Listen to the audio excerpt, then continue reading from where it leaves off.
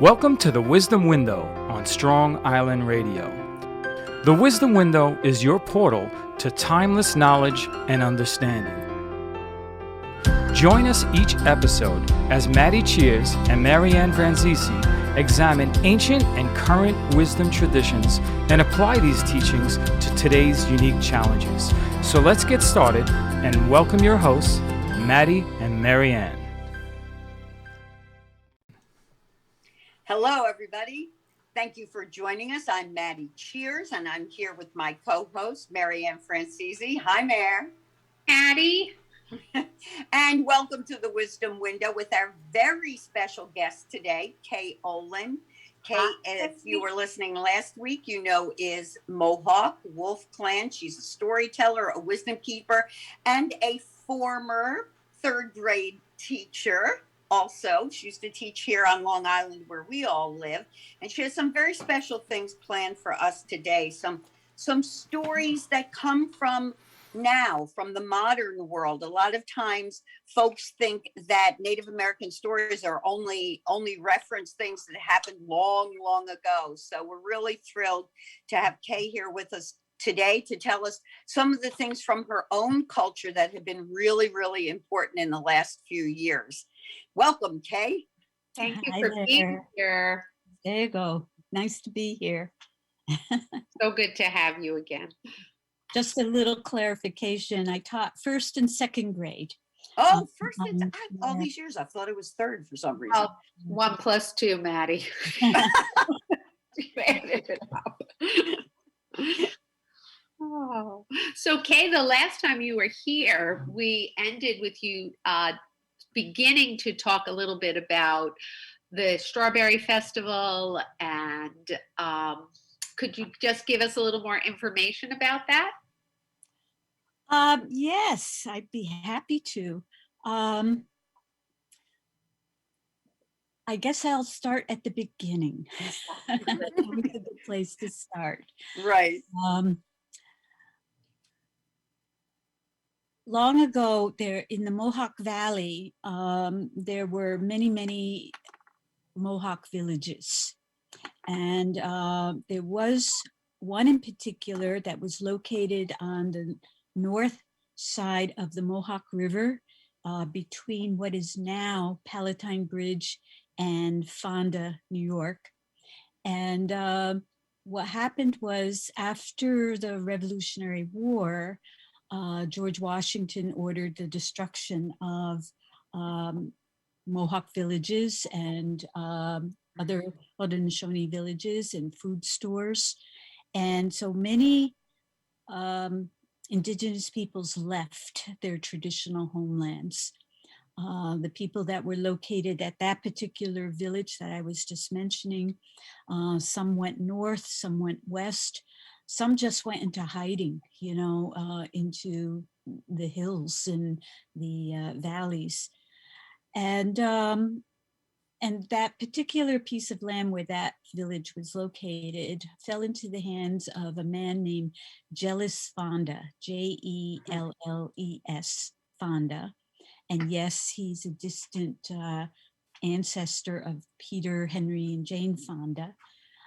Their history goes that far back in the Mohawk Valley and even further back. And he was a merchant. He had been an officer during the Revolutionary War, and now he was a merchant, and he set up a home along the north shore of the Mohawk River.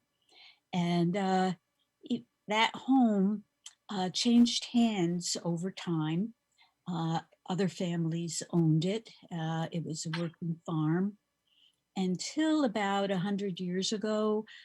Montgomery County purchased it and used that place as a home for, sometimes indigenous people, sometimes for homeless people, indigent people, sometimes for orphans, sometimes for seniors. And they ran it for about 100 years until they decided to board it up and build a new facility elsewhere. And so the place that was referred to as Mohawk I'm sorry, Montgomery Manor, was just boarded up for a number of years Hmm. until a man named Vince Schaefer heard about it, and he knew of Tom Porter, a Mohawk elder from Akwesasne. And he knew that at that time, Tom and a group of people from Akwesasne were thinking about starting a new community somewhere. And so Vince Schaefer thought, well, maybe this is an opportunity. In fact, whenever a piece of land went up for auction somewhere or was for sale, he would let Tom know. But he thought this place might be ideal because there were a number of buildings. The land was good for farming. There was a wonderful source for fresh, clean water there. It was on the side of these shores of the Mohawk River. There was timber available. And of course, it was right on the site of old Mohawk Bear Clan villages. And Tom Porter is Bear Clan. So he told Tom about it, and the place went up for auction, and Tom and a group of people left Akwesasne to attend the auction. And they had saved up money from spaghetti dinner sales and taco sales and all kinds of fundraisers in case a moment like this came to be. But they didn't have enough money to purchase it, and a man from New York City bought it, and that man turned around and handed it over to Tom because he knew that Wonderful. Tom had the hopes of starting a community there that would live as lightly as possible on Mother Earth, and where traditional Mohawk values would be followed. And so he turned it over to Tom, and that was in 1993. And what was known as Montgomery Manor now became known as Mohawk Manor. And, and then it was decided to go to the original name for that place. And the original name was Ganajohalege. And that's because as I mentioned, the property is along the shores of the Mohawk River, but not too far away, there's a creek that enters the river called Canajoharie. It's now called Canajoharie Creek. And in that creek, there are some kettle holes or potholes that were carved by the action of the water. And when our ancestors saw what nature was doing, and what she was sculpting, they said, oh, look at that. It looks like it's a cooking pot in the middle of the river. And it looks like it's washing itself. And so in our language, it's known as the place of the clean pot, or the place of the pot that washes itself, or some people translate it as the place of the hanging pot, which is what you would do with a cooking pot over a fire. And in Kanienkeha, in Mohawk language, that is Ganajohalege. And so it was decided to name the community that, and that's the name that is still used for the community today. And where that pothole is located, as I mentioned, Canajoharie Creek, Canajoharie is actually a mispronunciation of Ganajohalege. So Canajoharie is named after our name for the place, but it's not the correct pronunciation in our language. So that happened in 1993 when the community was reestablished there. And right away, a group of people from Akwesasne and other places moved in to try to fix up the buildings. They had been boarded up a long time. There was some vandalism that had happened there previous to the sale of the property. The water pipes had to be fixed. Electricity had to be put back in. So there was a lot of work to be done. And right away, people started showing up to help. native and non-native, from all over.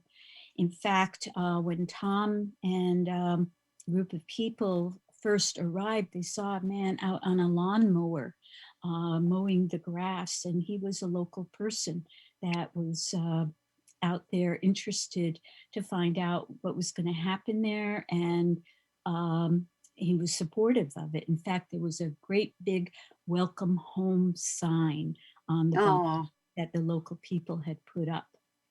wonderful. And I think the welcome was so warm because Tom did something that was very important. Before moving there, he had gone down to the area and addressed various groups to let them know what the hopes were of the Mohawk people to establish that community or reestablish it. And he told them that there wasn't going to be any drinking there, there wasn't going to be any drugs there, that they were going to live as sustainably as possible. And Right. so the people were very happy to hear that. They were relieved, and their hearts were put to rest before any rumors had started. You know, if Tom hadn't done that, people would have started speculating as to what might happen at the Sure. community and how it was going to be used and were there going to be problems. But Tom was able to let people know that we were going to be good neighbors. And they were happy. Many of the local people had once worked at the Montgomery Manor or knew people that had worked there. And so they were concerned about how the property was going to be used. Various school groups started to show up from colleges, and some church groups started to show up. People showed up from all over to help get the gardens ready for planting and to help with fixing up the buildings and making it livable again. And so right from the beginning, there was this nice friendly bond that was forming between Native and non-Native people there. And in return, when various groups would arrive to help out, in return, the people in the community, Ekana Jahalege, would offer workshops and presentations on our culture so that people know more about us and who we are. Not just who we were, but also who we are today. And that also strengthened the bonds between us because people realized there was nothing to fear. They didn't have to worry. And that continued all through the years. The community still exists. And over the years, there have been many lectures, workshops, and clan systems. There has been classes on traditional basket making, teacher workshops, medicine workshops, lectures about the clan system, the Great Law, our creation story, and our ceremonial cycle. There have been journeys into American Indian Territory held there. Which you know a lot about. Yes, I do. Yes. The Indigenous Women's Network had a conference there, and women came from as far away as New Zealand to attend. Heifer International had a conference there, and Wow. So there have been conferences on holistic wellness and sugar diabetes. Various groups have had meetings there, including Iroquois Confederacy meetings and Montgomery County Chamber of Commerce had a luncheon there. There had been weddings there, a barn dance, art exhibits, family fun days, just a long, long list of activities that have gone on. And one of the events that has been held there annually is the Strawberry Festival. And the Strawberry Festival, of course, happens in June. It's always the last weekend in June. I don't think we ever strayed from that. We talked about changing the dates because there always seemed to be conflicts, but we stuck with it. And at the Strawberry Festival, which is a 2-day event, there would be traditional and contemporary music, dance, storytelling, hay rides, silent auction. Sometimes we had live auctions. Some speakers talking about our traditions and sometimes our history, indigenous games, which again, you know a lot about. And it was a time for us to see our old friends and make new friendships. Anybody could attend. It started out as a thank you event to all of the people that helped with the community, but it became more than that. It's still a thank you event, but it's also the forming of new alliances as well, and an opportunity to educate and to socialize Native and non-Native people. And as I said, anybody could attend. Well, we had that for 2 days for many, many years until last year when COVID came. Right.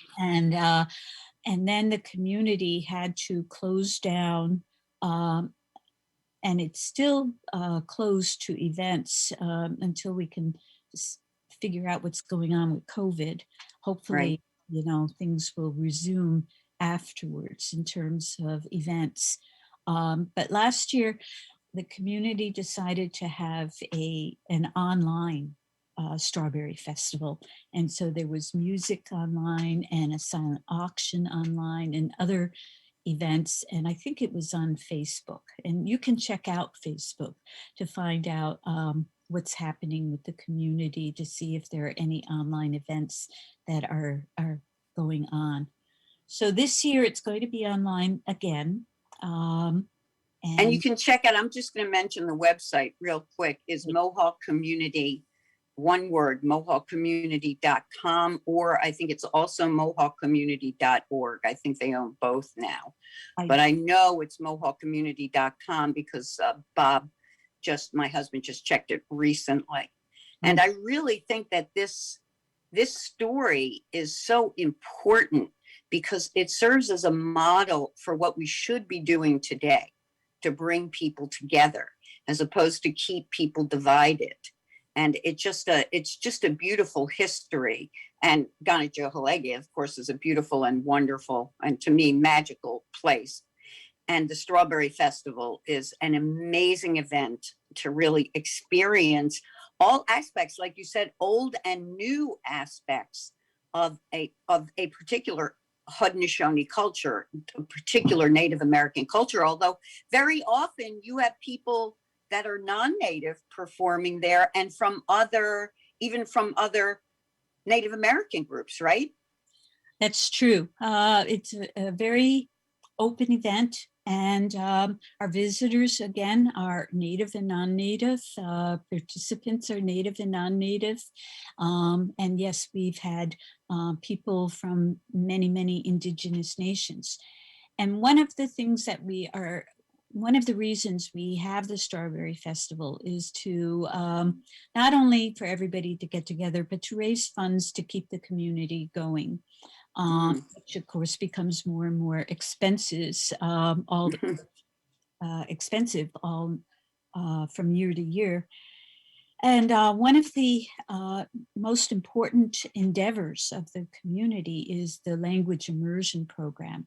In 1997, Tom Porter called a meeting of various representatives from Mohawk, Oneida, Onondaga, Cayuga, Seneca, and Tuscarora, the nations that comprise the Haudenosaunee or the Iroquois Confederacy.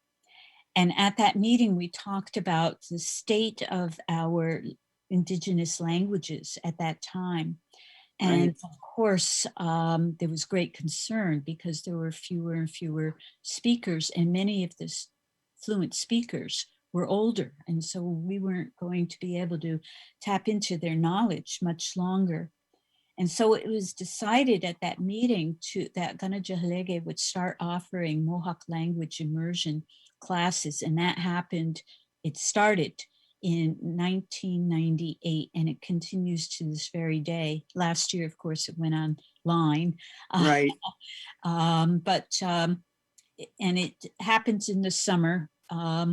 And we get students from all over and who are fluent from being totally not a speaker to being quite fluent, and adjust the language classes according to the needs of the students. So there have been times where we've actually had fluent speakers attend, and they would learn the traditional speeches for weddings and funerals and wakes. And that's some of that language is very, very old. So it's not necessarily language that they would be familiar with. And some of those students went back to their communities and are now helping with conducting ceremonies. And then we've had students attend who had no language background, and then the full gamut. We've had all different ability levels. And some of our teachers have gone on to become teachers of the language, either at Ganajahalege or back in their home communities. And Wonderful. Another important thing I think that came out of that is that word got out. Word got out that because there were people that were thinking, oh, I don't know if anybody's really still interested in learning our traditional languages. But there were so many people that showed up willing to learn and willing to teach that the people in the various communities realized, oh, there is an interest. People do want to learn.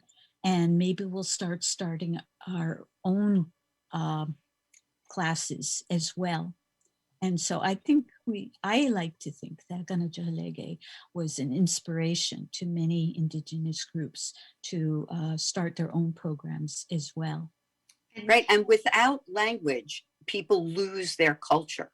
They lose a significant part of their culture. Now, I don't know if people really understand that, because our Western languages are so different from Indigenous languages that it's very hard sometimes for us to value the importance of language.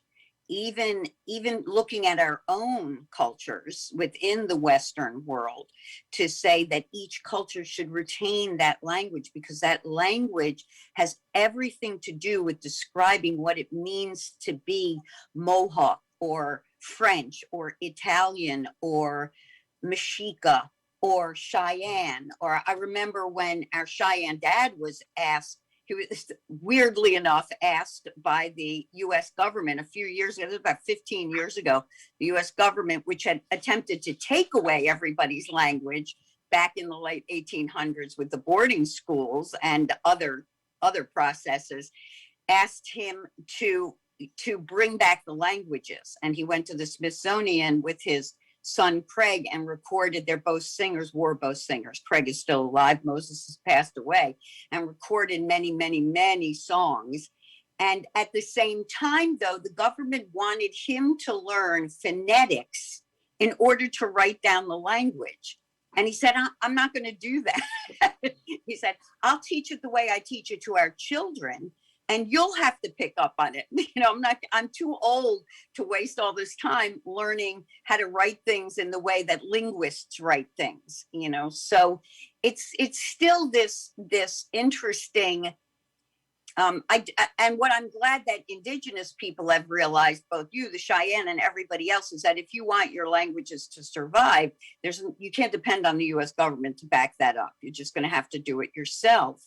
And also in helping to spread the word to people, that's what things like the Strawberry Festival do, is it helps to spread the word. Even some of the big powwows help this, where you make that bridge between this culture, your culture, and then we get to see and sit and talk in a good way with each other without making demands on each other. And that's what I've always found to be true at Strawberry Festival, certainly, and at most of the big and small powwows that I've been lucky enough to attend over the years. Hey, Yes. why is the strawberry celebrated? Why is there a festival for the strawberry? I'm so glad you asked. In our creation story, there are many versions of our creation story, but I think common to all of them is that there was a woman who fell from the sky, and she wound up on the back of a giant turtle's shell.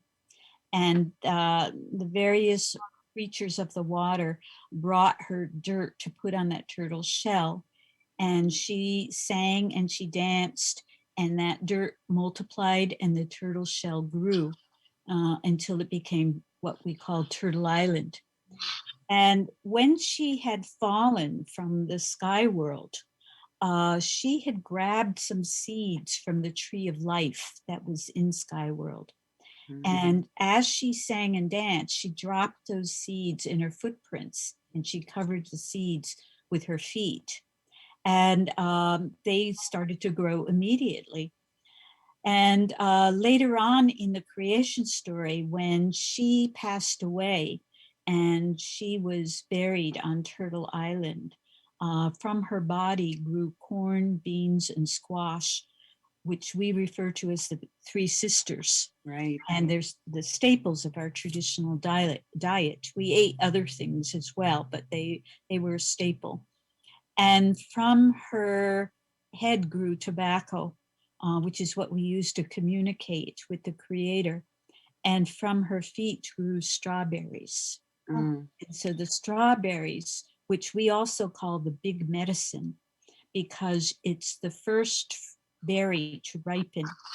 And when it ripens, that wild strawberry, our hearts become happy because we know that all of the other berries are going to ripen in turn, and that the cycle of life will continue as it should. And so the strawberry to us is, like I said, the leader of the medicines. When we eat the strawberry, of course, it's delicious, but we can also make a drink from the strawberry water, and it's medicinal. But it isn't just physically medicinal, it's emotionally medicinal. Yes. It helps us, it reminds us that we should be grateful for all of the gifts we've been given, and that we live within this cycle that I mentioned before. So we pay special attention each year when the wild strawberry ripens to express our gratitude, our thankfulness, and our love for the strawberry, as well as to all of the other gifts that we've been given as well. And we're instructed that we should express that gratitude every day in our lives. And we also express that gratitude at the beginning of gatherings and the end of gatherings. Also, because when we do so, when we say hello, thank you, and I love you to every part of the natural world, then we are reminded not to take any of those things for granted and not to waste them, and that they were put here for us to enjoy, but we're also supposed to take care of them so that the future generations will get to enjoy them as well. We're supposed to think 7 generations ahead in that way. So I hope that answers your question. That's beautiful. Truly, it just makes just the value of gratitude and being thankful and celebrating that is so beautiful. And I think one of the greatest wisdoms, right here, we're at the wisdom window.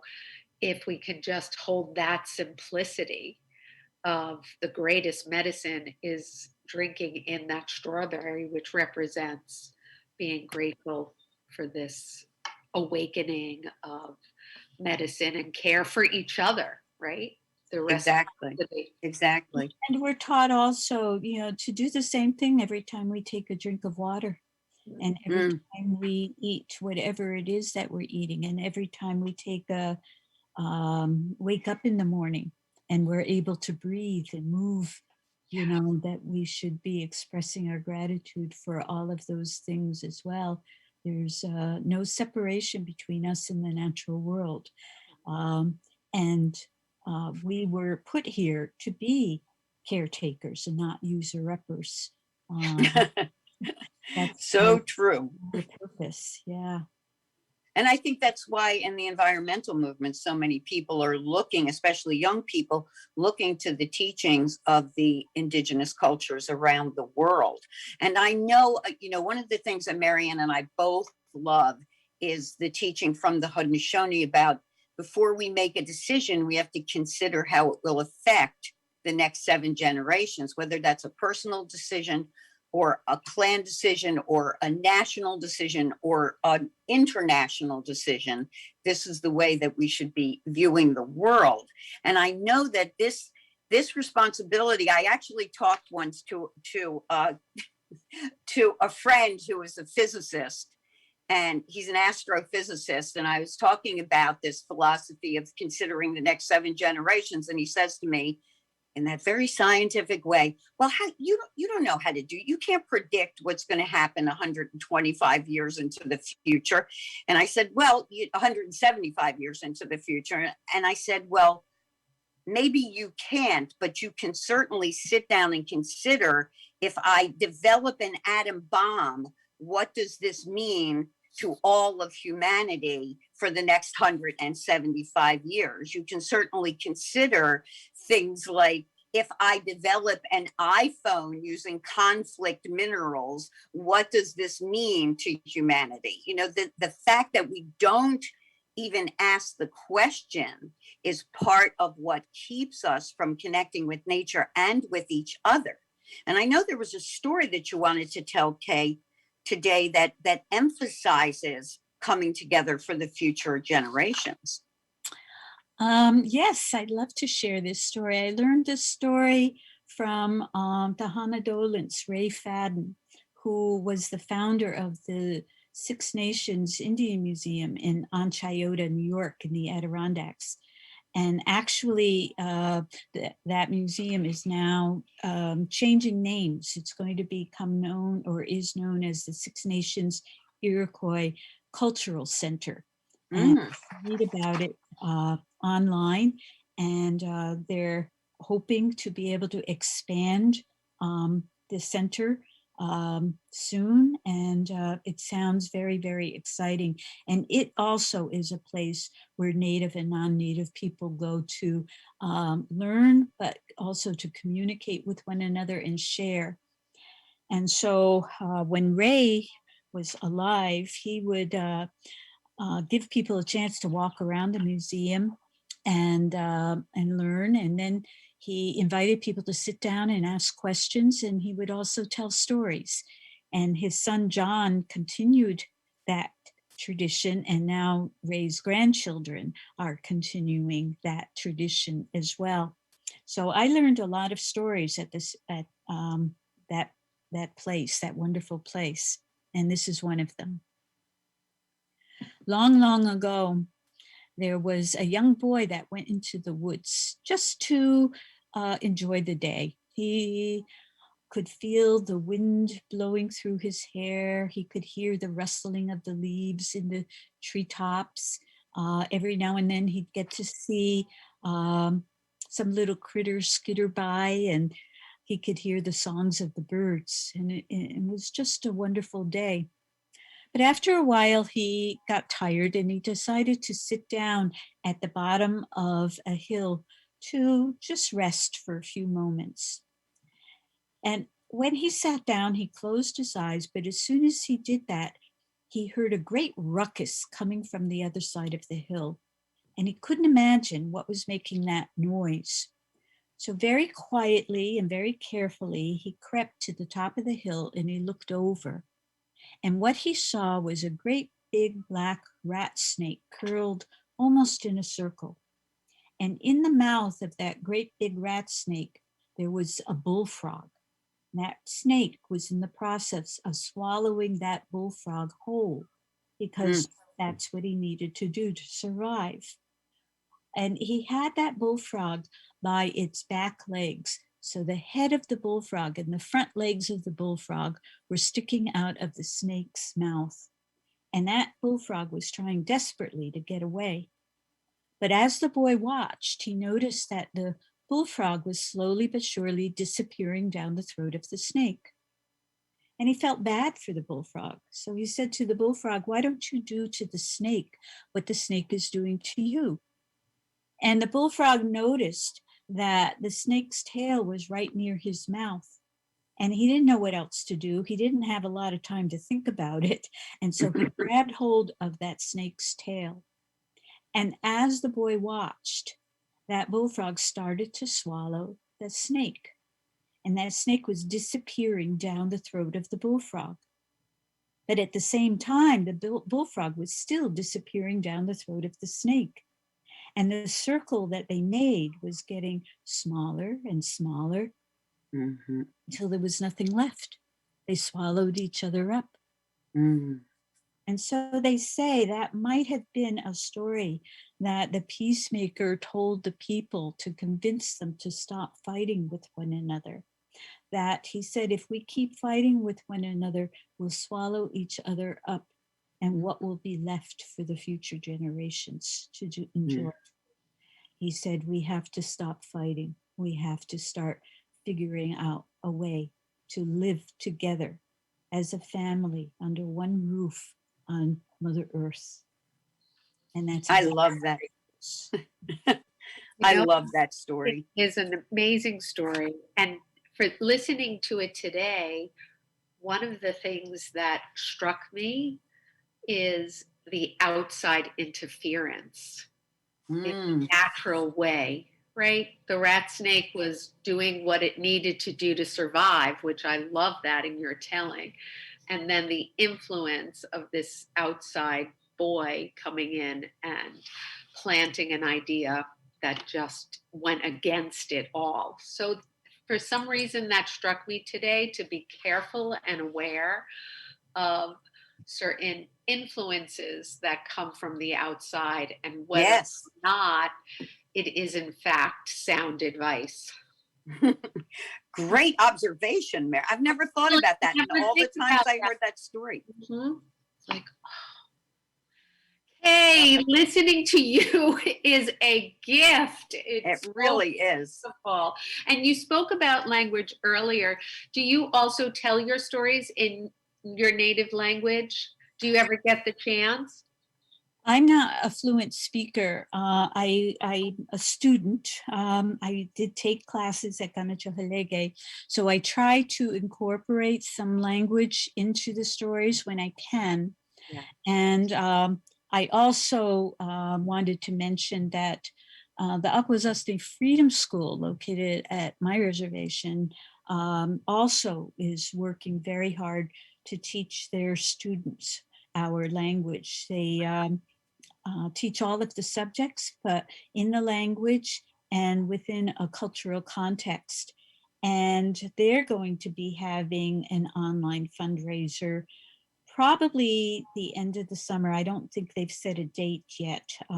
Maybe it'll be in August. And you can check out their website. You could check out Friends of the Akwesasne Freedom School. And you can find out what they're doing in terms of raising funds so they can continue educating young Mohawk students in terms of their language, their culture, and their spirituality, but also teaching these young people to be proud of who they are and how to live with all of those teachings, those valuable teachings in today's world. Maddi, maybe That's you can wonderful. post all of these. Yeah, I'll post That would all be of this great. on the Women's Oneness Project on Wonderful. Facebook and on my website. And Kay, we've got about 5 minutes left. So is there anything else you'd like to share with us before we have to say farewell? Another thing that you might want to check out is there's online, there's Indigenous Peoples Center that you can look up, and they're a group out of Rochester that have been inviting speakers from Indigenous speakers from many communities to come and talk about various topics. And so you can, check out their agenda, what their calendar and what's coming up. Please check out what Six Nations Iroquois Cultural Center is doing. There's a museum just outside of House Caverns called the Iroquois Indian Museum. You can check out their website and see what they're doing.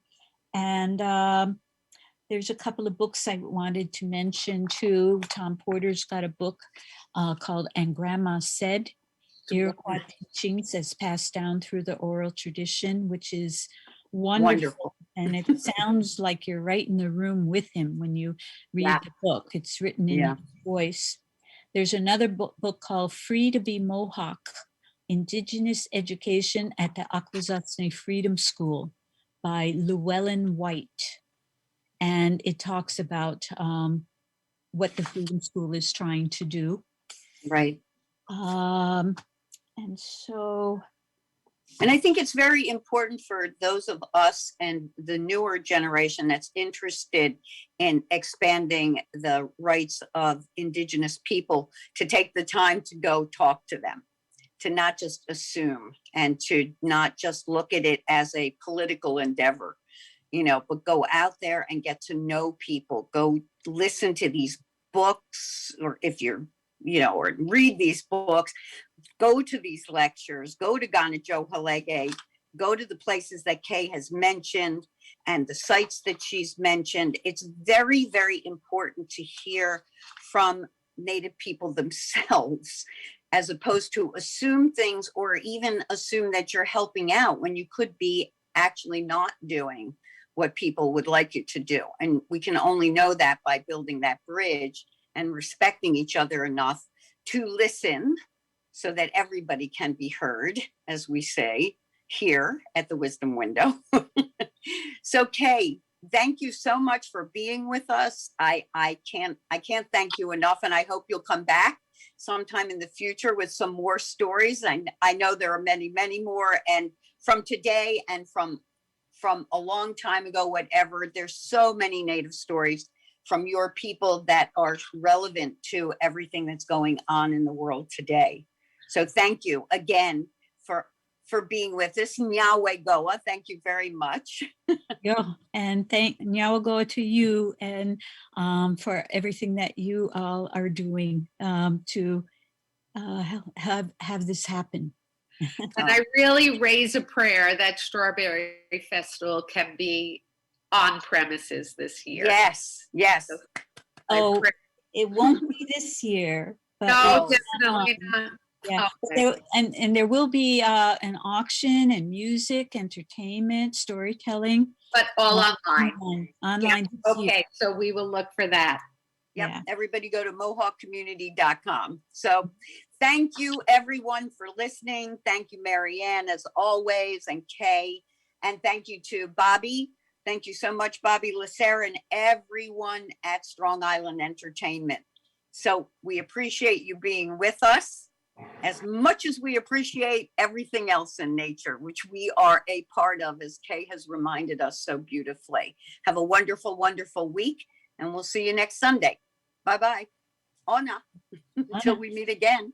Bye now.